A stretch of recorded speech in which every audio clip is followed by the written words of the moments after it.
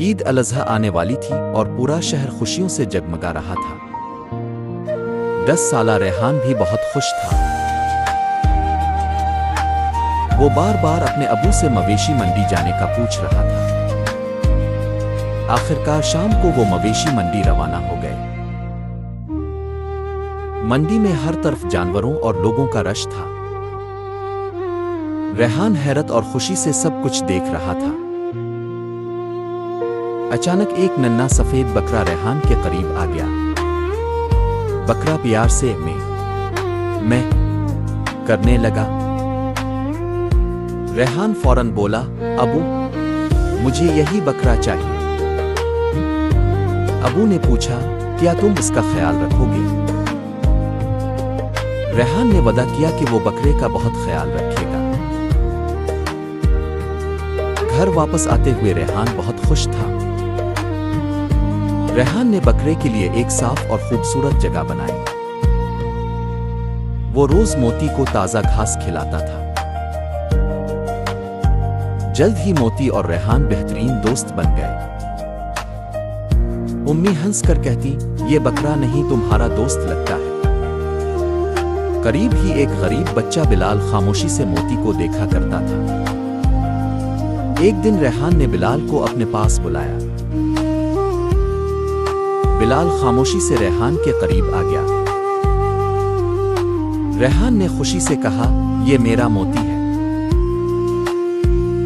लेकिन बिलाल की आंखों में उदासी थी। बिलाल ने आहिस्ता से कहा, इस बार हमारे घर कुर्बानी नहीं होगी। इस रात रेहान बिलाल के बारे में सोचता रहा। रेहान ने दुआ की, अल्लाह सब बच्चों को खुशी दे दे। सुबह रेहान ने अपने अबू से बिलाल की मदद करने की बात की। आखिरकार ईद अल अज़हा आ गई। फिजा में तकबीरात गूंज रही थी। रेहान ने नया सुनहरी करता पहना, सफेद शलवार पहनी और खुशबू लगाई। मोती भी बहुत खूबसूरत लग रहा था। इसके गिले में रंगीन फूल डाले गए थे। नमाज ईद के बाद सब लोग एक दूसरे से गिले मिल रहे थे। घर वापस आकर कुर्बानी हुई।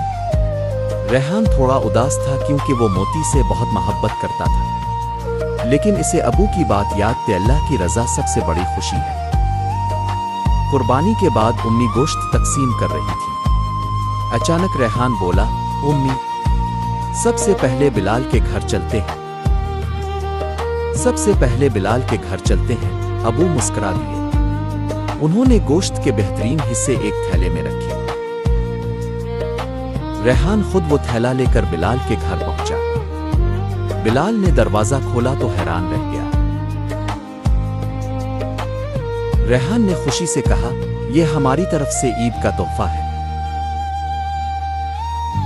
बिलाल की उम्मी की आंखों में आंसू आ गए। उन्होंने दुआ देते हुए कहा, अल्लाह तुम्हें हमेशा खुश रखे बेटा।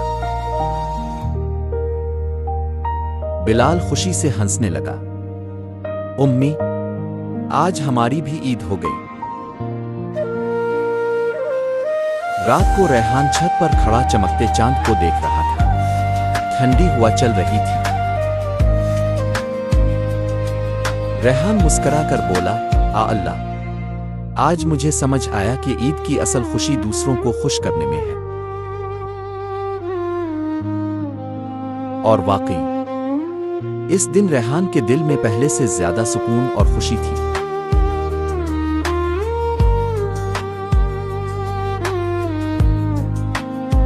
ईद अल अज़हा का पैगाम। ईद हमें मोहब्बत, कुर्बानी और दूसरों की खुशियों में शामिल होने का दर्स देती है। आए इस ईद पर अपने दिलों में रहम, मोहब्बत और खुशियां बांटें। असल ईद वो है जब हमारे साथ दूसरों के चेहरों पर भी मुस्कुराहट आ जाए। ईद मुबारक।